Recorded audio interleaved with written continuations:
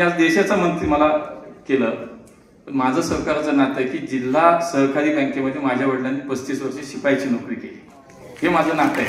आणि ते मला साखर कारखान्यांना महाराष्ट्रात यांनी सांगितलं, यांनी साहेबांनी दिले 10,000 कोटी रुपये केंद्राकडनं घेऊन दिले. आणि अनेक साखर कारखाने आणि सगळे ती लोक सगळी मंडळी दिल्लीत भेटायला येतात, साहेबांनी सांगितलंय तुला भेटायला असं तसं सगळं.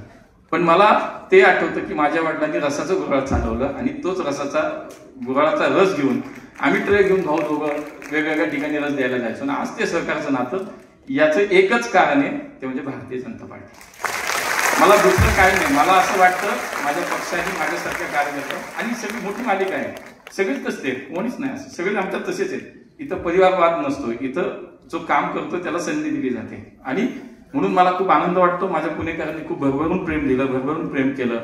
आणि या सगळ्या प्रवासात मला असं वाटतं की मी केलेल्या कामाचं निश्चितपणे माझ्या पुणेकरांसमोर मी काम ठेवलं पाहिजे की तुम्ही संधी दिलीत, चुकतंय बरोबर आहे नाही तुम्ही सांगा. म्हणजे पक्ष नेतृत्व इथे, माझे नेते की ज्यांच्यामुळे माझं आयुष्य घडलं असे देवेंद्रजी इथे. परवाच गुरुपौर्णिमा झाली, त्यामुळे गुरु आज माझ्या कार्यक्रमाला आल्यामुळे तो एक माझ्या मनात एक वेगळा आनंद आहे.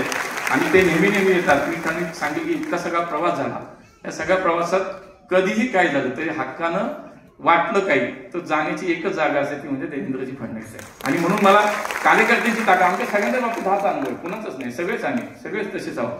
आज त्याच्यात त्यांच्याबरोबर दादांचं प्रेम, म्हणजे मागच्या 5-6 वर्षापासून आज दादांचा सहवास हा सुद्धा मला वाटतं आमच्या सगळ्या कार्यकर्त्यांसाठी अत्यंत प्रेरणादायी एक प्रवास आहे की सर्वसामान्य माणसाच्या आयुष्यात एक प्रकाश म्हणून उभं राहणं, एक आधार म्हणून उभं राहण्याचं काम राजकारणाच्या पलीकडे जाऊन कोण करतं ते मी चंद्रकांत दादा सारख्यांचा उल्लेख करतो की आम्ही सगळ्यांनी जवळ पाहिलं.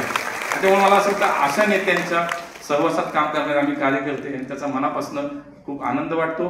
आपण सगळ्यांनी काम दिलंय, माझ्या नेत्यांनी मला काम दिलंय, मी प्रामाणिकपणे हे काम करण्याचा कायम प्रयत्न करीन.